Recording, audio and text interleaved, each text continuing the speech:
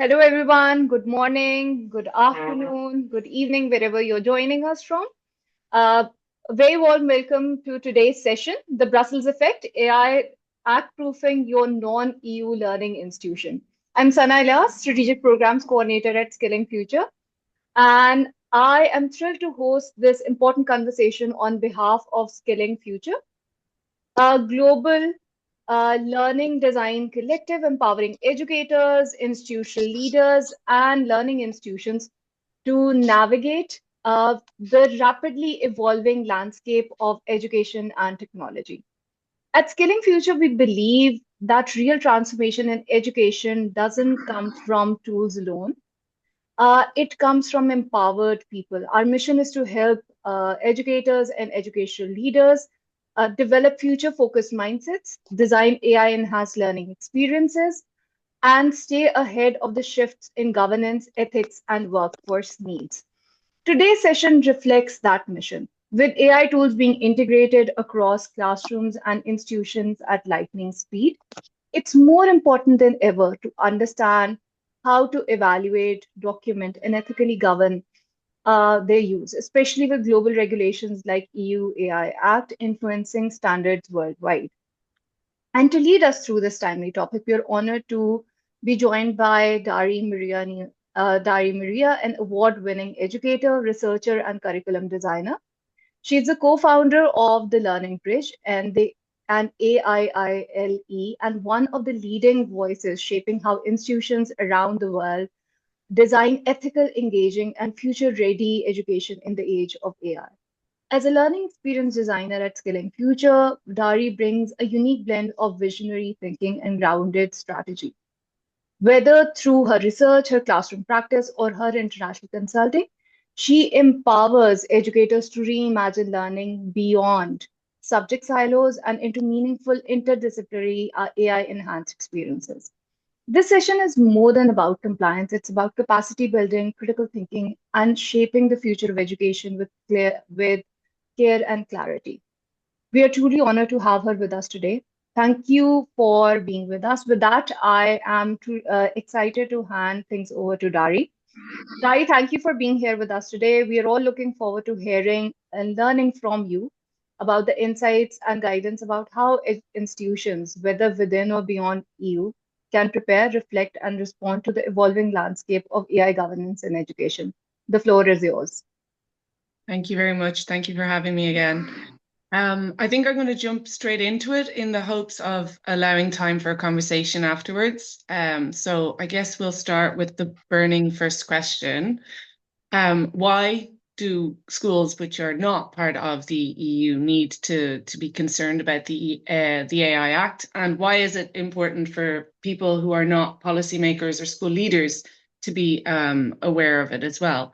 So the AI Act is a regulation that goes beyond just the work of policymakers.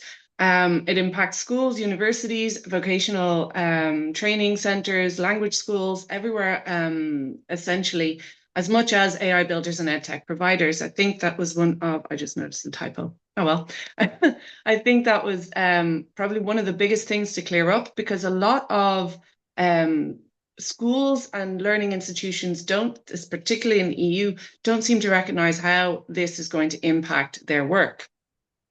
And then the next question, I guess, is why should non-EU schools be concerned about it? Well, it starts with the Brussels effect.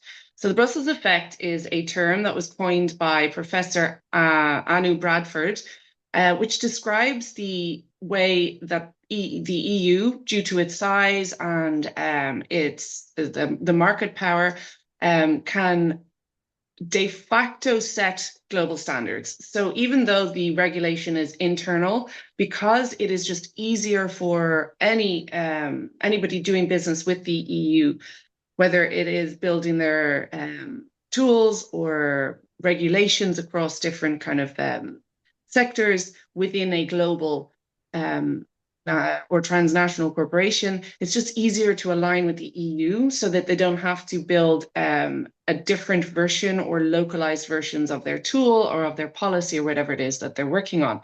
So companies tend to conform to EU rules to ensure global interoperability and to reduce the compliance costs as well. This means that if your school uses a European EdTech or partners with EU-based vendors or is part of an international school network, the AI Act is probably going to affect you.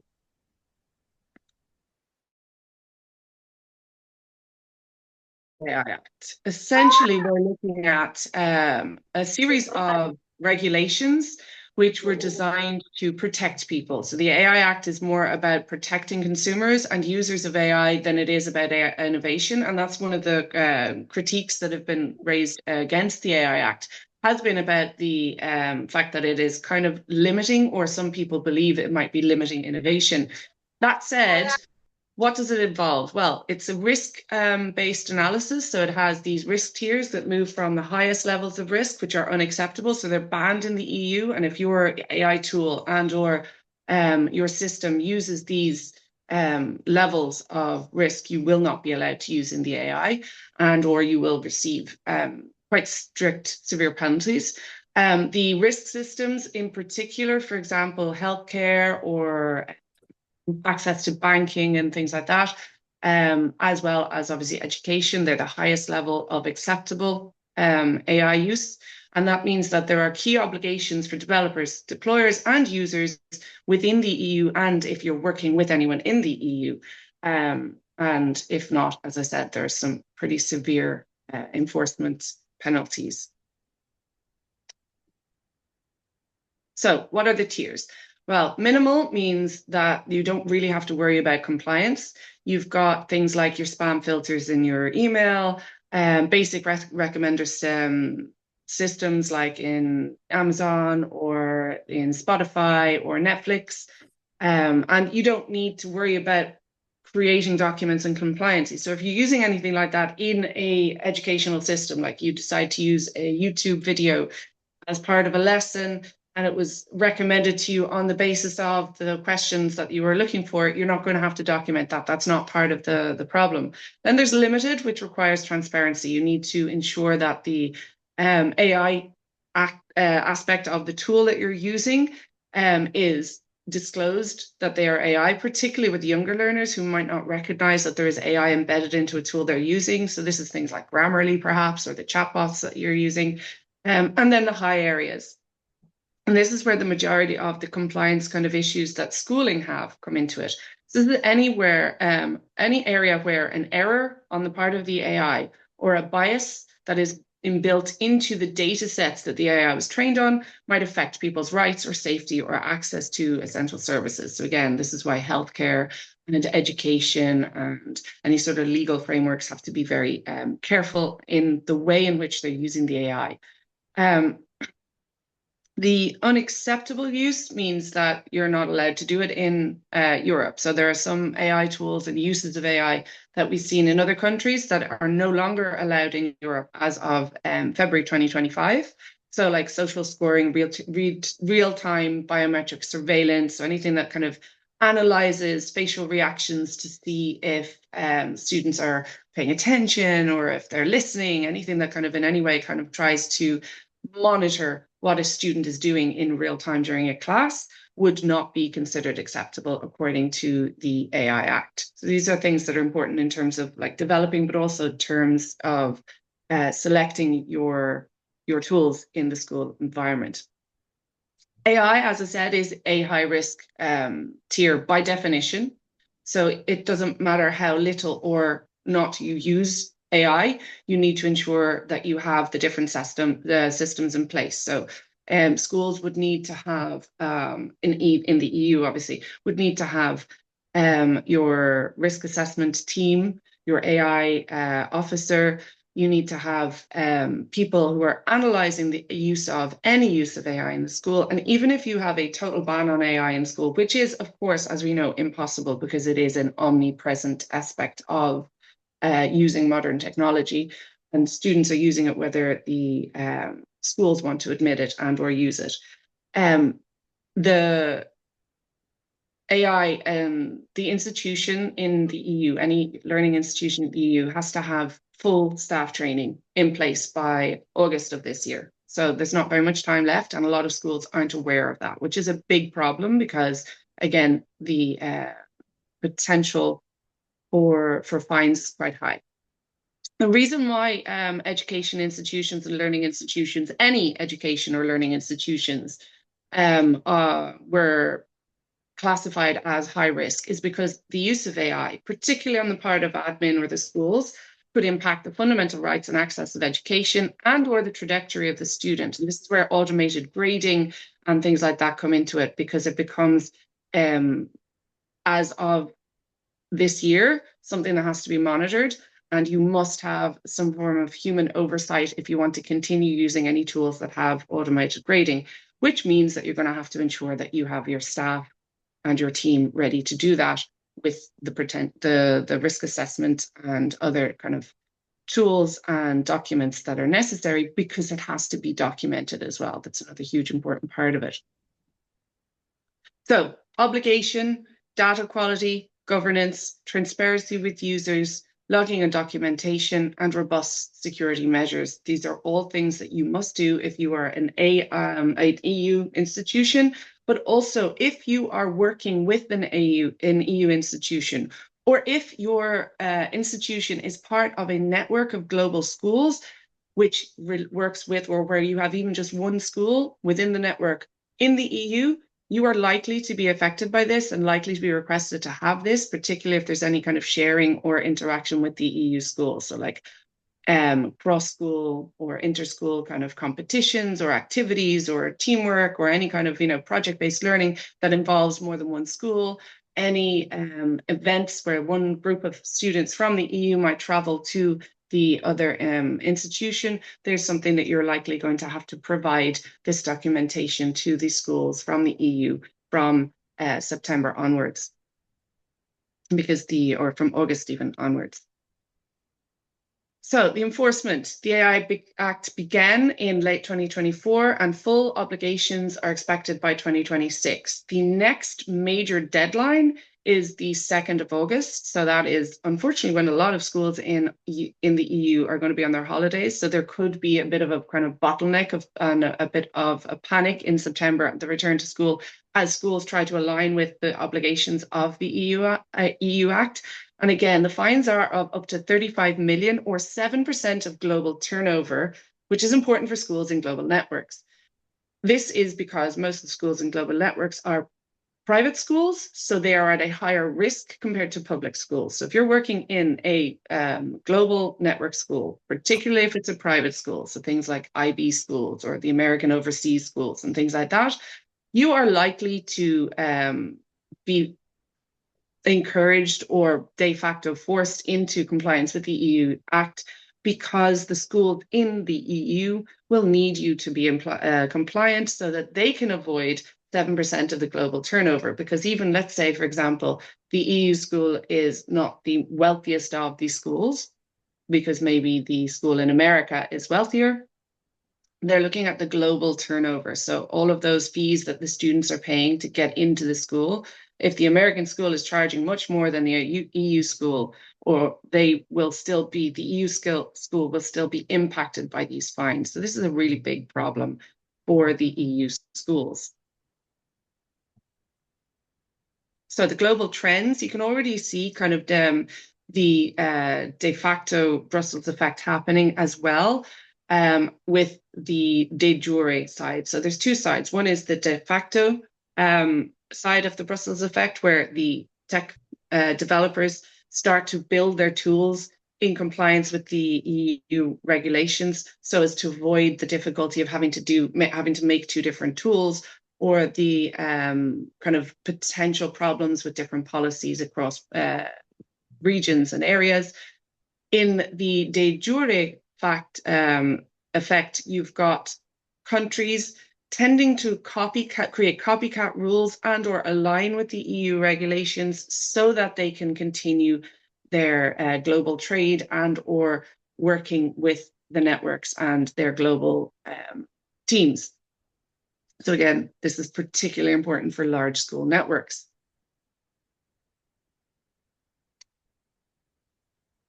So I thought we might maybe have a look at an example from South Korea. So we have the AI Act, which is more focused on enforcing and regulation, whereas the South Korea framework is a little bit more about kind of, it's a trust-based framework and it's a guidance as opposed to a law. So the EU Act is a law, all EU countries have to apply it, whereas there's an awful lot of voluntary and trust-based aspect in the South Korea framework. However, there are an awful lot of the main principles which overlap: the transparency, the accountability, and the fact that you need to document the use of AI. So it is still similar, if not exactly the same. And this is the same sort of thing that's happening with the other countries. But I thought I would have a quick, nice visual to have a look and see the way in which the approaches are similar but are different. So again, the most important part of it is the fact that the EU AI Act is a binding act. The regulation that all EU countries have to abide by it.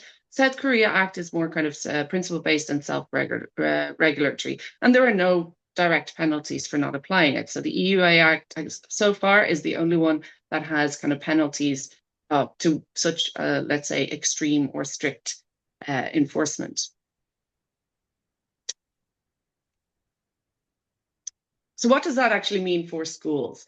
Well, it means that if you are an EU school, or you are a school working with the EU, or you are in a country where there is likely going to be a copycat, you should already start auditing your AI use. If you start preparing now, because it means that, and particularly if you start preparing now and align with the EU AI Act, you are more likely to end up with a more robust protocol system than if you don't align with the EU AI Act, because it is so far the most rigorous available, which means that if your country at any point in the future implements an act or a framework, you are already going to be safeguarded against potential questions or requests or requirements that that framework might have. And if you follow the EU AI Act as a broad guideline, that means that you will have an adaptable audit list and or template, let's say, for moving forward as your country's AI implications or regulations start to come into place. While a lot of schools and or countries don't yet have policies and strategies and regulations in place, globally, they are working on them. I follow AI policy and I have an AI policy update scheduled. And every day another country has announced, oh, we're going to be working on, we're implementing, we're discussing, we're talking about different AI frameworks, different regulations, different policies. So it is something that is going to become more and more imperative and more requested and required as we move through the next school year. So if you have your tools audited, if you have your oversight ready and you've got policies and training in place, it's going to be much easier to update those things as you move on. But if you have nothing starting in September, trying to implement it kind of, you know, or September, where I'm thinking obviously in an EU school timeline of August to September. But as soon as your next school year starts, you should be trying to ensure that if you have not already implemented teacher training and audit policies, you should try and have those in place from within the first month or two, because as we all know, once the school year gets into full swing, it is very difficult to implement or add things into the school calendar.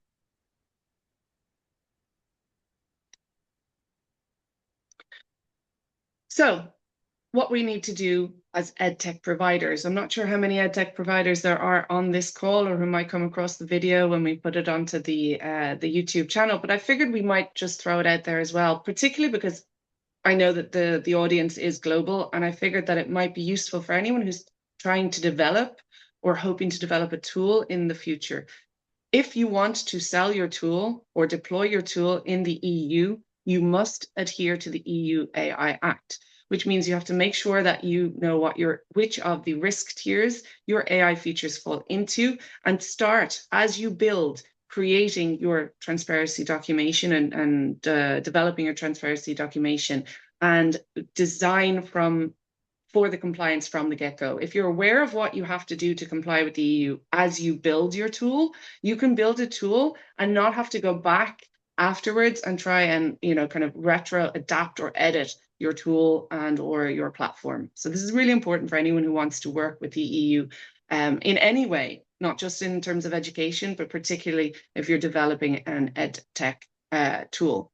that has AI embedded in it.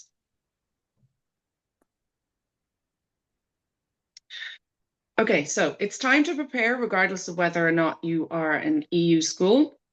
EU schools need a dedicated team. Non-EU schools can start just by preparing in a ways that allows you to avoid the deploying the tools without risk assessment and relying on vendor claims. So it's very important that vendors might say, yes, we're EU compliant, AI Act compliant, but you need to be able to say that you have checked whether or not they're AI Act compliant. It's not enough for them to give you the documentation. If you're an EU school, you must have someone in your team responsible for checking that the tools are actually compliant, which requires obviously a lot of training. And ignoring where the data goes as well. You need to know where the data is going in as much as is possible.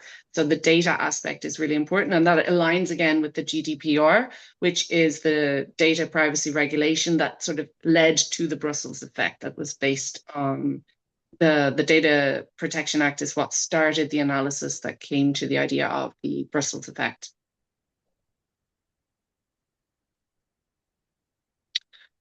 In order to do this, I have developed the proof framework, and it follows a step-by-step guideline in order to allow teachers, principals, school heads, deans, districts, whatever, kind of at all levels, to understand what it is that they have to do in order to remain aligned with the EU AI Act. And the framework is easily adaptable to the levels of education that you are working with. So as we can see in the table, first you need to profile your AI use. You need to do an analysis and a risk assessment. You need to make sure that everything aligns with the obligations and make sure that you've got your human oversight available, and that will help you then to future-proof your system.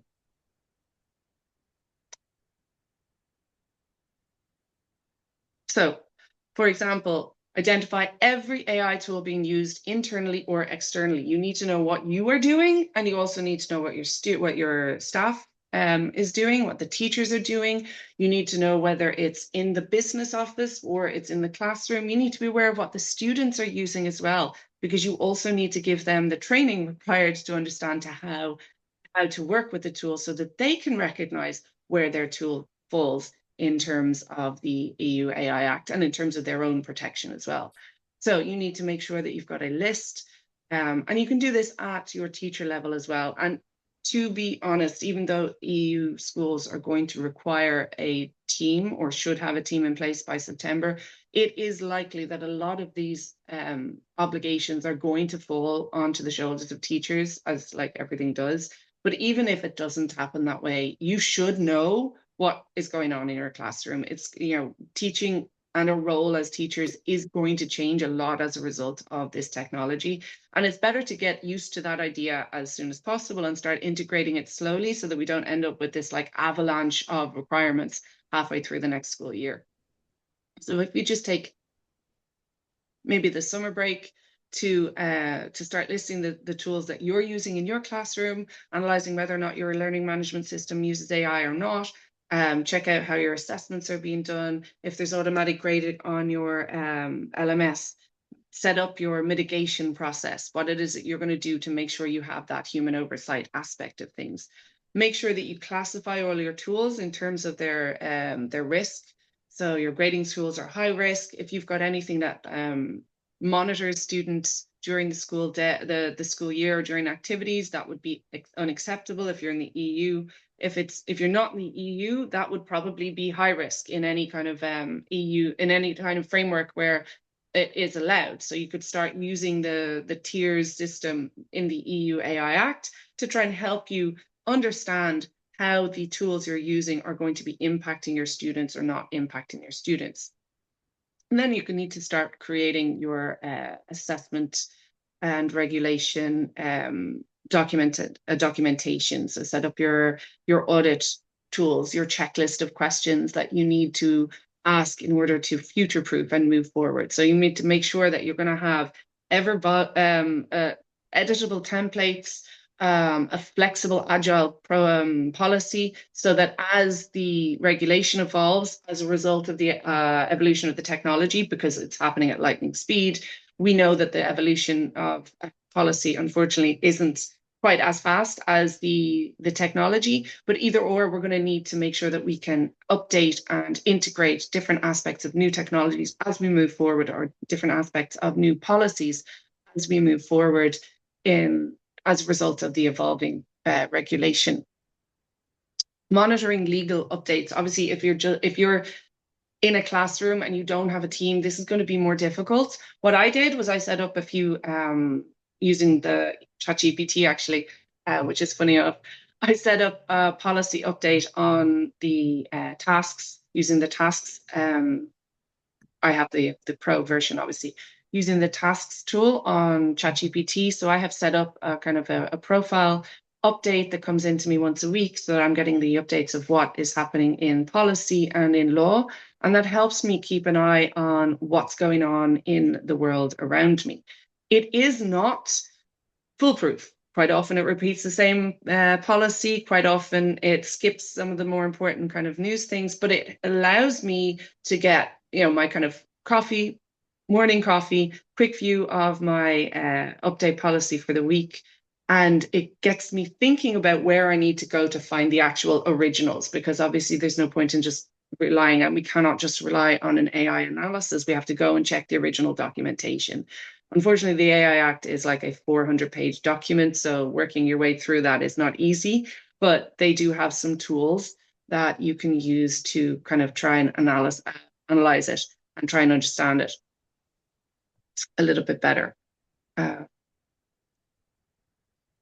Oops, I went a little bit too far. No. There we go. So again, once you start using proof in the classroom, it doesn't mean that you can't use tools. I just saw a question from Jerry, and yeah, that makes it is a question that I have been asking myself as I've been going through this. Like, are you not allowed to use certain tools as a result? No, you are allowed to. You just have to have a mitigation kind of process available. You need to be able to monitor. You need to have time to, or set up systems where you're monitoring the tools. So if you keep a list, or start to create a list and keep a list of all the tools that you are using, as much as all the tools your students are using as well.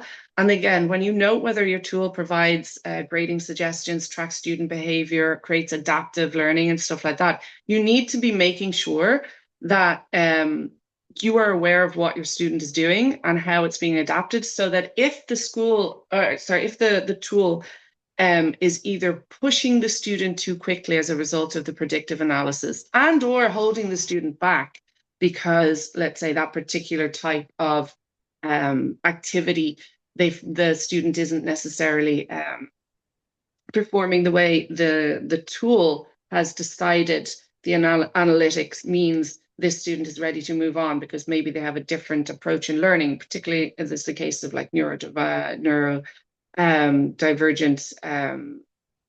students who might not necessarily go into or react to the same learning activities as other students, or who might need a different type of approach. So, but that's the same sort of thing that we already do in our classroom as is.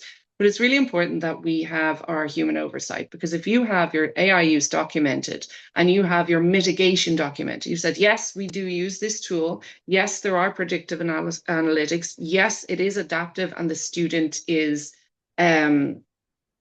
developing the student is following a pathway that is being in some way created by an AI. But I, as the teacher, have been monitoring it. And when I noticed that the student was on level 2 of difficulty for too long, despite the fact that in the class, the student was showing evidence of learning beyond level 2 through conversations, etc., I went into the tool and changed the profile for the student myself.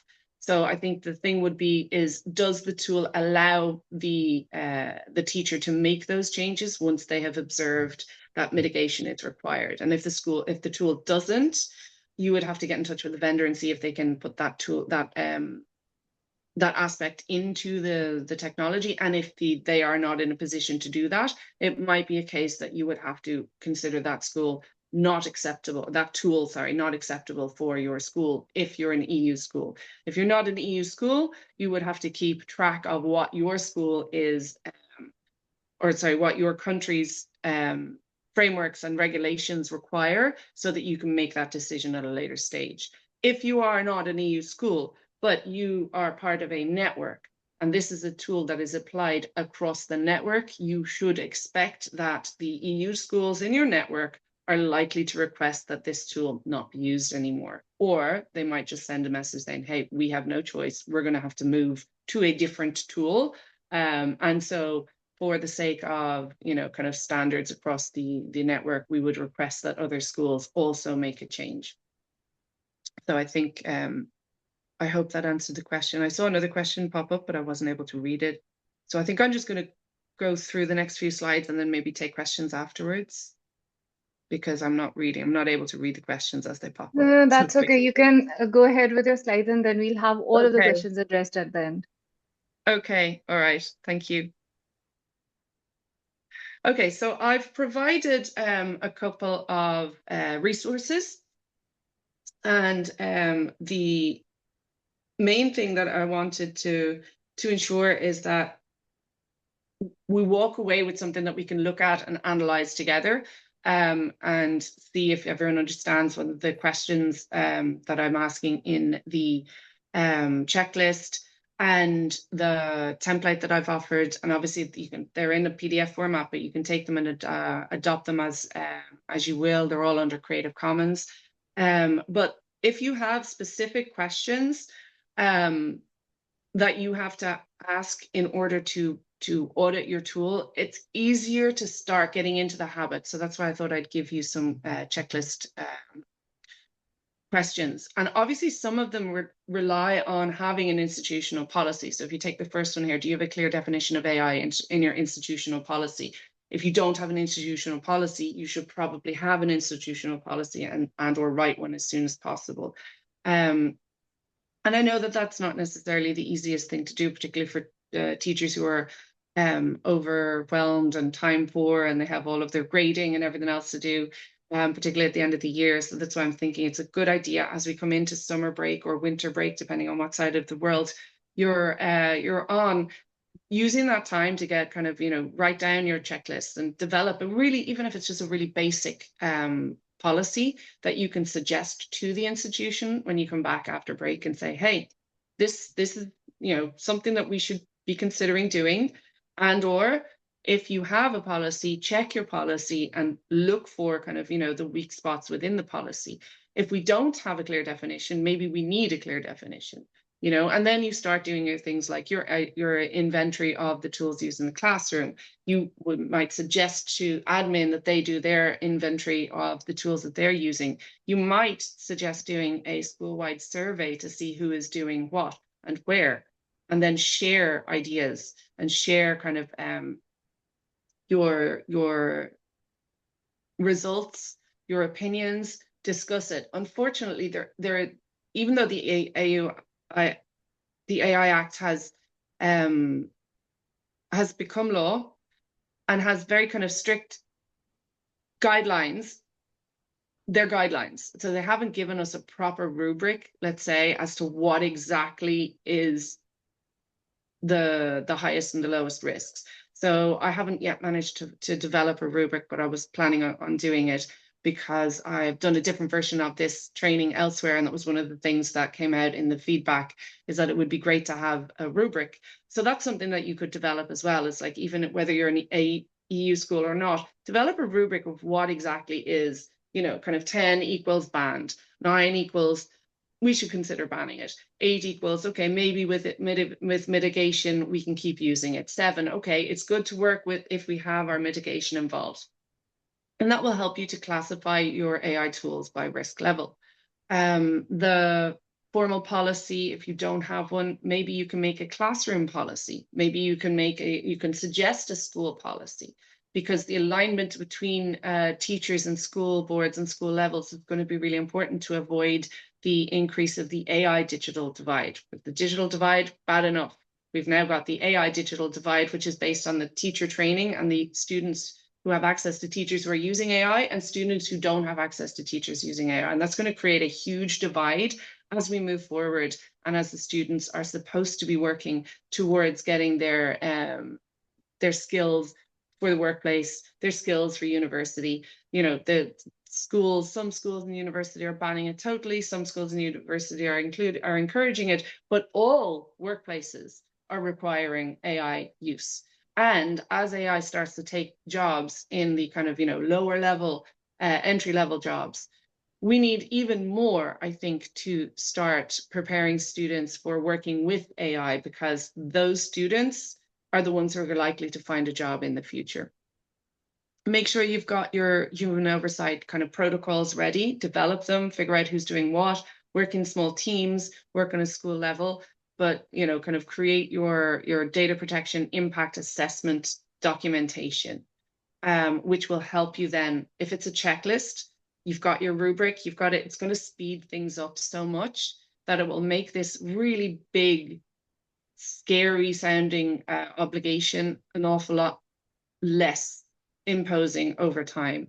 You know, if we can just do it very, very quickly, yes, you know, yes, no, number, it's going to be easier as we have to move forward.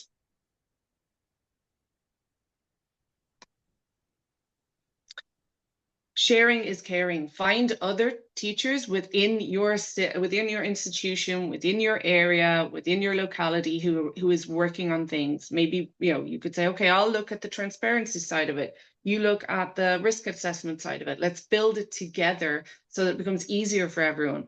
Most teachers that I know all of my team, we're all overwhelmed, particularly at this time of year when it's like grading. So over here, we're coming towards the end of the school year, preparing for the end of year exams. Everyone's grading like crazy. Trying to do something like this by myself is not going to be viable. But if we're working together and we start to like delegate different tools to different people within the team, we can start preparing for something that is going to be, in the case of an EU school, regulated, that we have to do. It's going to be obligatory, but just in terms of the ethics and the responsibility of teaching in an AI era, all teachers should be doing these things to protect their students, but also to protect themselves. So I think I've managed to leave almost 20 minutes for questions. Fantastic. Takeaways. The AI Act is not just about Europe. Schools and EdTech providers must understand all of their obligations. The Brussels effect, means the convergence is already happening, whether it is de facto because the companies are aligning, or whether it's de jure because different regulations are being developed in copycat version and or in compliance. How do you prepare? Start with an audit, build your staff capacity. Even if you're building from bottom up, if you can get the okay from your admin to pay for your training, that's going to be brilliant. But we all know that quite often it is training is self-funded. It's about taking the time to go and find the webinar. It's taking the time to find the masterclass. It's getting involved in communities of practice. Find them, find your people so that you can start to build staff capacity. And, you know, I'm going to leave you a copy of the proof framework, which you can use as your mind map.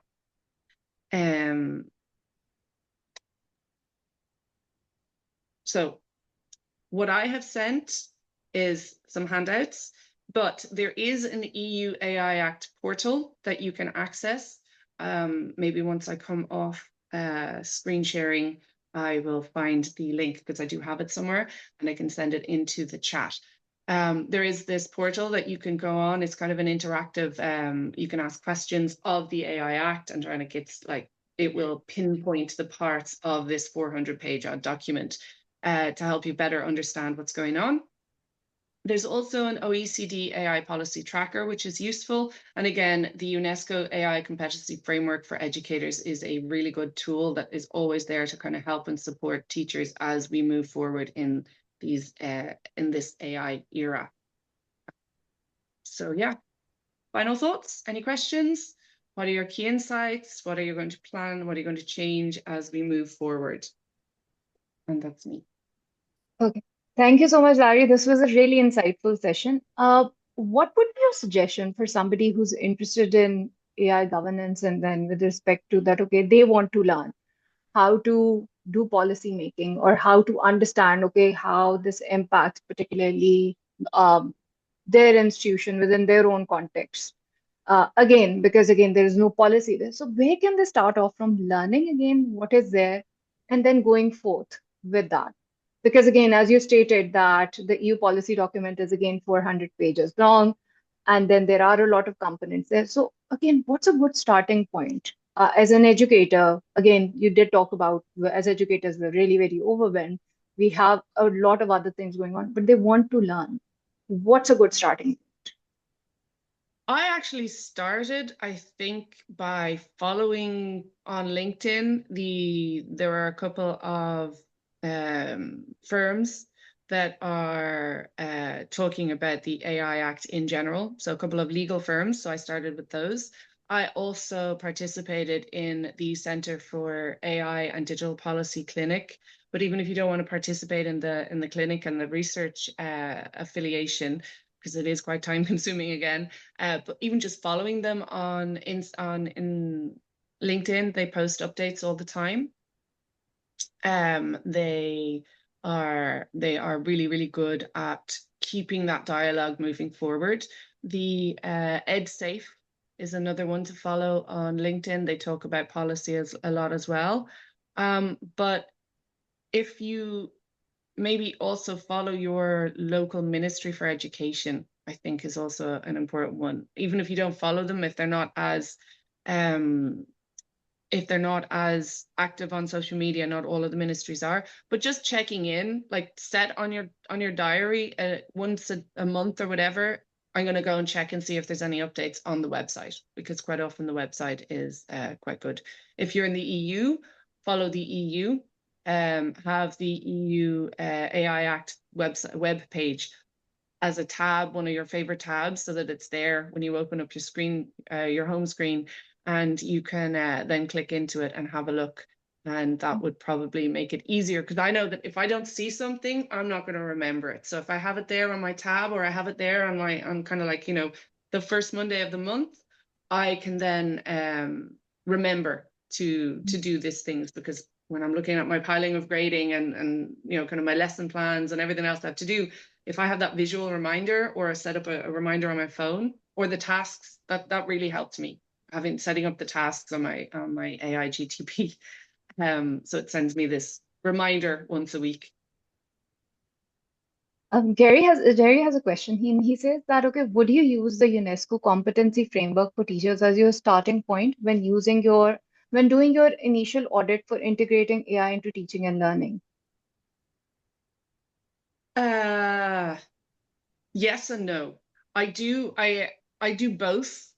I actually originally started with the guidance for the UNESCO guidance for AI in education and research when I started integrating a couple of years ago, but I also use learning science. So I would look at the ideas of project-based learning and communities of practice, and then I would have a look and see in terms of grade anxiety. It was mainly what started me, actually. It was a neurocognitive science course that I did about grade anxiety and how it actually reduces learning. And I kind of backwards designed everything from there. And as AI started coming into the picture, I started pulling the key aspects in together. Now, if I were to go back and redo a lot of my teacher training courses, that is where I start. I start with the competencies, but originally it was the UNESCO for research and education. And I would also cross-reference with the competencies for students, because yes, on the one hand, we have to have as teachers the competencies, but on the other hand, we're supposed to be developing the competencies in students. So as I'm kind of iteratively, and again, it's constantly being changed and updated, as I iterate the different aspects of AI into my lesson plans or my policy or whatever, I would tend to cross-reference the two against each other and say, okay, so what this thing that I'm putting into my policy or into my teacher training, which of the competencies does it align with or hit off? And then how does that align with or not the AI Act? Because obviously I'm in an AI school. So yeah, I kind of tend to matrix across different policies. And I work with tables a lot, as I'm sure you can see from the slides. I tend to try and do a matrix to kind of cross-reference everything together. Daire, that was okay. I want to ask about one more thing, and then we talked about that. Okay, doing an AI audit of your tools is really very important. What you're using, what your students are using. Now, when we are evaluating tools, most of the time when educators are using tools, they're looking at how that's solving a problem. But when they're auditing a tool, what do they need to be hyper aware of? And I think that's where a lot of the problems that I see with the way EdTech tools are being and AI is being kind of, advertised for teachers. A lot of the talking points are, save time, develop your AI lesson plan quickly, and, you know, you can adapt to different levels your reading project really, really easily and stuff like that. Yes, that's helpful, but that's not necessarily improving teaching, and it's not hitting off against the ticking off the boxes against those student competencies. So that is something that I would definitely be looking for if I was auditing tools. I would be always asking myself, okay, so beyond saving me time, beyond generating my lesson plan really quickly, what is it doing in terms of what the students need to learn? And if you start looking at those lesson plans that are generated in a lot of those AI wrapper tools, they're quite often generating very kind of teacher forward lessons where there's an awful lot of teacher talking time, and they're not really generating a lot of those lesson plans that help students to develop the skills that they're going to need. And there's an awful lot less time in those sort of lesson plans for student collaboration.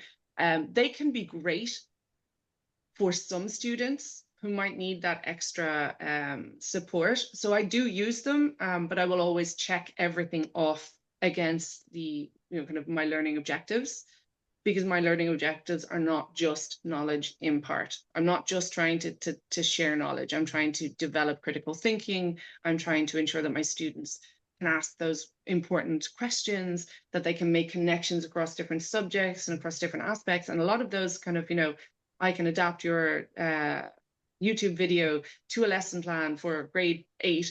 They're not going to have those critical thinking opportunities or those problem solving opportunities. So that's something that I would look at. But in terms of risk categories, I would kind of bring it down to the critical questions that are asked in the AI Act, and then the competencies again. So my first thing would be I would look for transparency, and then data sensitivity. Does it tell me where the student's data is going to go? Do I know that where the AI is within the tool? Do I know how the AI Act or the AI use is going to impact my students, both in terms of pedagogy and their critical thinking abilities, but also in terms of if there's any monitoring and things like that, and that's going to affect their grades. I would also be looking at human oversight. Can I make changes to the output that's given to me? Can I make changes to the data analytics that are being used to create those predictive or those adaptable pathways in those more sophisticated learning LMS systems with an AI inbuilt? If I can't as a teacher, that's a problem, because we know that AI makes mistakes. It is based on probability, it's based on mathematics. The hallucinations aren't necessarily hallucinations. They're just a lower probability within a mathematical situation. And if my data sets for the training contain bias, the AI is also going to have bias. There was one study, there have been several, of course, one study that shows that AI grading systems will grade the students, female students, more harshly than male students. So if you've got a John and a Jane that create the same level of, let's say, essay, the AI system is likely to grade Jane's essay lower than John's essay. So one way of mitigating that would be removing the names before you kind of put them in. So, but if it's an automatic graded system within an AI powered LMS, you might not be able to do that. Can you do that? That would be one way of mitigating the risk. But if you can't, you would need to then talk to the provider. Child protection, obviously, again, it's related to the data, it's related to the imaging, it's related to kind of like, can I stop the communications and the mixing between different conversations with the AI. I saw, I can't remember now who it was on LinkedIn. I'm sure I saved it. And if you ever see this video, whoever you are, I'm very sorry for not being able to credit you. But during the week, I saw that somebody had posted an image from a conversation that they had never had because it had popped up in their ChatGPT conversation because of the new updates in ChatGPT creating this kind of bug that I presume has been fixed in the meantime, but whereby some of the aspects of a conversation that you were having with ChatGPT disappeared. It happened to me. Some of mine disappeared. I was able to recreate them, but they did disappear. And then this person who had posted about it had an image generated related to I think it was marketing or product development or something like that Yeah, for it was agriculture. Clara's That didn't have post. anything to It do was with it. actually Clara's post. She shared It was about it that okay, Clara. this was Okay. yeah, it was Clara's post. I saw that as well. That okay, this is something that has happened. This was not my conversation. Exactly. So, I mean, if the tool is able to send information from a conversation from one user to another, that's a huge problem, particularly if you're thinking about, students and minors, if you're working with children under the age of 18, and you have to be in some way responsible for this. If someone else's conversation can come into your conversation, we have no way of controlling which part of someone else's conversation comes in. And we don't know how everyone is using AI. Now, in the case of Clara, it was an image of like grain or like so like a plant or corn or something like that. Completely fine. It wasn't in any way uh, dangerous or shocking or scandalous, but who knows what it might have been. And then purpose drift is another risk that I would analyze. I would be looking at like, can the AI tool be used or misused in a way that that could endanger the student or kind of place the student at risk, or even just kind of skew the learning or change the pedagogy or change the message and stuff like that. That's something else that I would be looking at. And then awareness and consent. Are there tools in place that will allow me as a teacher or the student to say, I do not want my conversations to be used as part of training. I do not want my data to be, kind of become part of the overall machine. And then I would go on to that from there and look at the competencies again and double check that I've included everything. I spoke maybe for a little bit too long on that one, but I think it's a No, no. it's These are super good one. important. These are definitely very important conversations to have in a lot of time because policy is wrapped in such jargon, or then a lot of it's not as accessible. Mm. Because how do you want to talk about it? Or what is it that we need to incorporate? And this is a very important conversation to have. We have one by, I think so. I hope I'm pronouncing your name correctly. Apologies in advance. Nareen basically says that we are going to have an AI classroom in the next academic year. What is more essential to pay attention to? So by AI classroom, do you mean like AI literacy learning, or a classroom embedded in an LMS with an AI? I So, wonder. Nareen, are you in an AI, are you in the EU EU, in one of the EU institutions, or, okay, she says the second one. Okay, so there's an AI embedded in the LMS. The main thing would be the data analytics and how they get used, particularly if there is automatic grading, because let's be honest, if a machine does the grading for me and I'm in a hurry and things are piling up on top of me, And I think I can trust the AI system. I might not necessarily apply the oversight.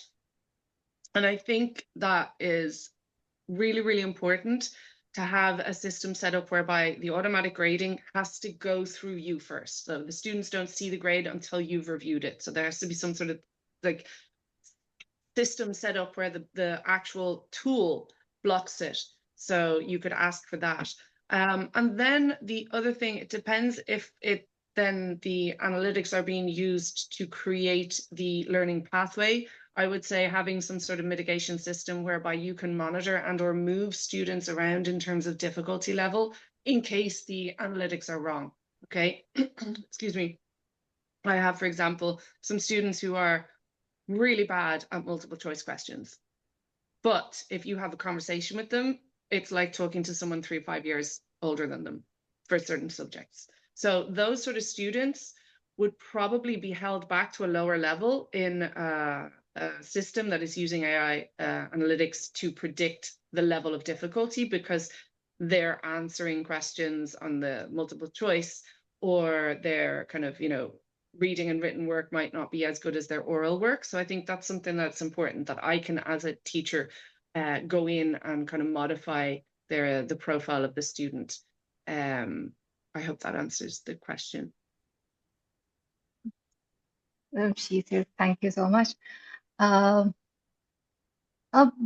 for example, for under-resourced institutions, for example, or where they're just starting off and they may not have access to training or may not have funding for training, what would be your advice to them? Where to tool audit afterwards? What do they start off with? That okay, the work that gets divided with everyone, and then not it isn't just falling on one educator who's working on themselves. That okay, I want to be aware of what's ongoing. So, what would be your suggestion to them? I think you need to um, find other teachers, even if it's not in the same school, who are interested in and working on something similar, so that you can start sharing your information.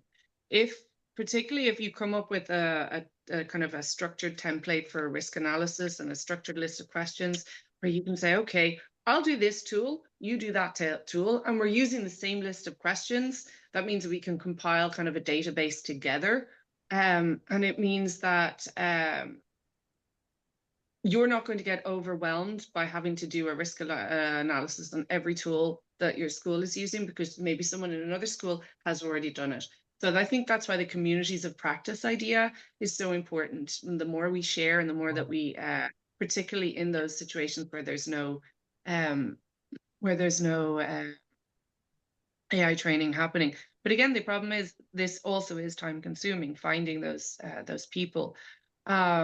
I know I use LinkedIn a lot, and I mean, the same thing. When I started talking about the post that I'd seen during the week, you were able to recognize who it was, and I think that's a perfect example of communities of practice, like how we're sharing through what I post, what you post, what everyone else, kind of in the community is posting, really is sharing and influencing each of us in our own ways. Even though my focus might be on one thing, your focus might be on another. I'm always going to learn something from what you post, so you're always going to learn something from what I post. So I think kind of being involved in those communities of practice, sorry, tend to reduce the cognitive load involved because you're already thinking about it. So you can be like, okay, I'll take this and I'll apply it here. But if you're not in a position where you've got that community of practice, I think the first step is find your community. Find or build a community. Yeah, LinkedIn is an amazing place to do that. There are a lot of Mhm. amazing educators, policymakers who are sharing their perspectives. And then when you talk about yours, you get to see, okay, this is what's happening in their context. This is what you can. I have one more question. Are there any examples of non-EU institutions which have successfully aligned with EU-style AI regulation? Because where we have seen across the world, for example, you had in UAE, China was already there, USA also has an executive order out that, okay, AI needs to now be an integral part of the educational system. So have you seen any case study where they have been able to they have been able to do that? Any of the institutions? Um, Actually, worryingly enough, I'm not entirely sure I've even seen an EU school that has fully aligned with the EU AI Act yet. I think that's one of the biggest worries that I have for education is that there are so many other things that teachers and schools are thinking about that I think a lot of schools and learning institutions do not actually realize that the AI Act impacts them. They're seeing it as more of a business thing. It's not something, it's a regulation for tech people and companies and stuff like that. We're only a school. It's like not going to affect us. And they see the kind of, while they do see the pedagogical impetus, they don't necessarily see the legal regulation side of it being something. And even those schools where they are starting to realize it, aren't necessarily realizing how serious it is. There are a few people who are offering trainings, and so that obviously these schools are the number of schools that are aligning with the AI Act are increasing. But I don't personally know in my circle of colleagues internationally and nationally, of anyone in a school that has fully aligned with the AI Act, let alone the other more recent frameworks. Because the AI Act, they've been working on it for a couple of years. We knew about it for a while, as opposed to the executive order that came out the other day. Nobody knew that was happening, particularly from the time that the White House removed the original kind of framework idea that they had. So they knew that something was happening, but it was only so recent. There's the speed of the changes in the technology and the speed of the changes in the regulation is much slower than the technology, obviously, I think has really left a lot of people spinning and trying to catch up. So I have not personally found anyone yet that has fully aligned with any of these. But that's a great question. I think I'm going to go have to do some research now and see if I can find some. Because again, a lot of us are interested and to say look into that. Okay, because again, as Warren talked about it, that okay, in his country, and I also am very aware of that. Okay, there's a very loose policy in place. Higher education has a policy, but most of the time, people tend to use tools, and then it's all about that. Okay, go ahead and then just figure out what works in your institution, what works in your context. So I was looking into from that perspective that okay, with education institutions and then with so many dramatic changes taking place, and you talked about technology is faster than regulation. So where do we, again, everybody has this question, where do we particularly start off from? So this you've addressed it very well that okay, number one, uh, connect with people, find that community of practice, figure out that okay, that okay, how it's being used, where is the data being, because again, I think so with a lot of educators, we end up using the tool, but we are not very aware of where actually the data is going and how that data is going to be used further ahead. Is the data being used for training? Is the data being used for any other purpose? So that is where the awareness at times isn't present. And that is definitely concerning. Absolutely. I think so. I've done a few superficial audits and risk analysis in trying to prepare workshops and things like that, on not so not, tools, on aspects of tools, because when I did the Beyond Compliance workshop last month, I created some profiles, and we did a kind of an audit activity where we would like take the tool and the profile of the tool and stuff like that, and everyone kind of got into groups and analyzed the tool and tried to create kind of a rubric and an assessment profile of the tools, but they weren't real tools. So I took like aspects of some of the real tools that we're all using and kind of, just to focus in on part of it, because a lot of these tools have an awful lot going on as well. So it's like you have to audit every single thing that they're doing This is why the EU schools are supposed to have a team, who are there to do this, because it is big and it's far too big for a teacher. But even just doing a superficial audit and highlighting the fact that I don't know where this is going, I don't know where this is going, I don't know where this AI, kind of the data is going, and starting to either contact them or talking to your business office, if you have a business office, or a secretary or whoever it is in charge of kind of the more legal side of things within the school, and just point out to them, I've done this analysis. This is a thing that I've noticed. I don't have the competencies to do this because, my role is teaching and pedagogy and science, etc. But someone from the admin team, someone from the organizing, from the board of management, or whatever your structure is, needs to be on this. Maybe the tech support people might be able to get in touch with the provider. Maybe it's the board of management who analyze it and say, okay, we can't use this anymore. Not all of it has to fall on our shoulders as teachers, and should not fall on our shoulders as teachers. But if we start asking the questions of the right people within our school and passing that information on, at least we can say, hey, I flagged it. I did my best. Thank you so much, Larry. Do we have any other questions? Just let us know and we'll address that. This was a really insightful conversation. And then, as you can see from the comments as well, everybody does that. Everybody appreciates how you have told us that, okay, where is it that all of us can start off from? How we can audit a tool, and then the amazing resources that you've provided us. Give us a place to start from.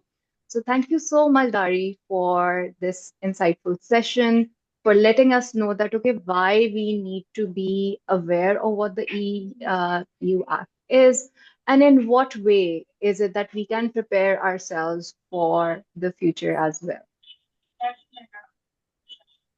Thank you. Thank you very much. Thank you. If you have any other questions, please let us know.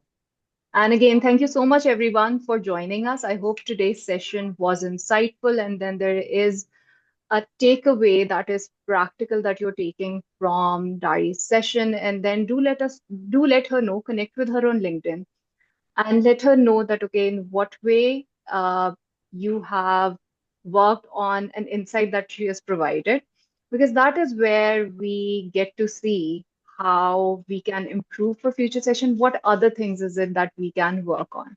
So again, thank you so much, everyone. I look forward to the LinkedIn conversations.